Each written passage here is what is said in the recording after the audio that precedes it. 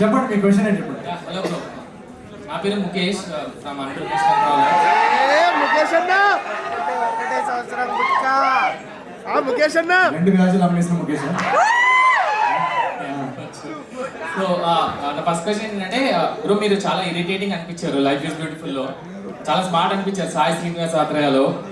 చిచ్చోరిలో fabulous అనిపించారు. జాతరత్నాల్లో entertaining అని ఒక నిమిషం రికార్డింగ్ అవుతుంది కదా, అందరు కొంచెం అరవరు. ఒక్కొక్క సినిమా పేరు కలిస్తే ఎడిటర్ పని తగ్గిపోతుంది. ఓకే, మళ్ళీ 3, 2, 1.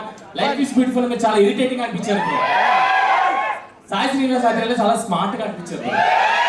చిచ్చోరిలో చాలా ఫ్యాబులస్ గా అనిపించారు. జాతి రత్నాలు అయితే ఎర్రగా తీశారు. మిస్టర్ పొల్యూషన్ చాలా లవబుల్ గా ఉన్నారు.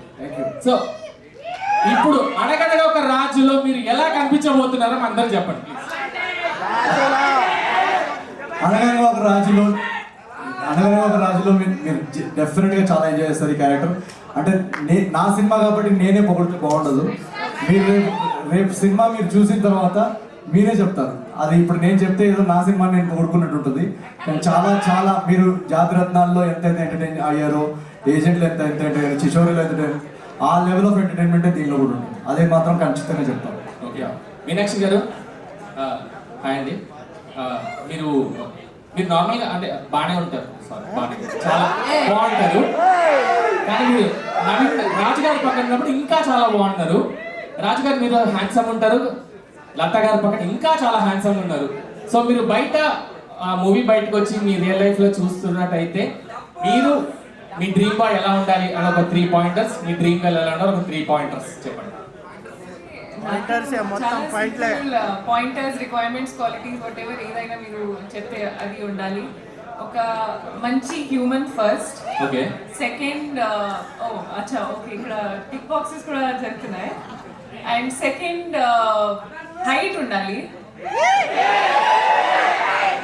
Okay, and third most important అంటే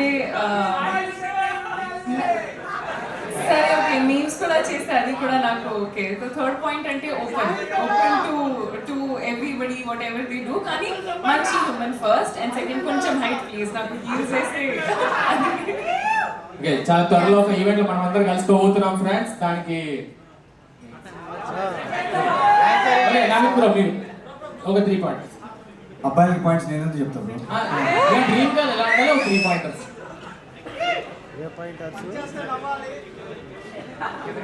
3 పాయింట్స్ మంచి తను చెప్పిన పాయింట్స్. అబ్బాయికి ఏం లిస్ట్ ఉంటుంది బ్రో, అమ్మాయి అయి ఉండాలి. నేను అలా కాదు, మంచి హ్యూమన్ బీయింగ్ అయి ఉంటే చాలు. కంపాషనెట్ అయి ఉంటే, కైండ్ అయి ఉండాలి. అండ్ అందరినీ ఈక్వల్గా ట్రీట్ చేసే అమ్మాయి ఉండాలి.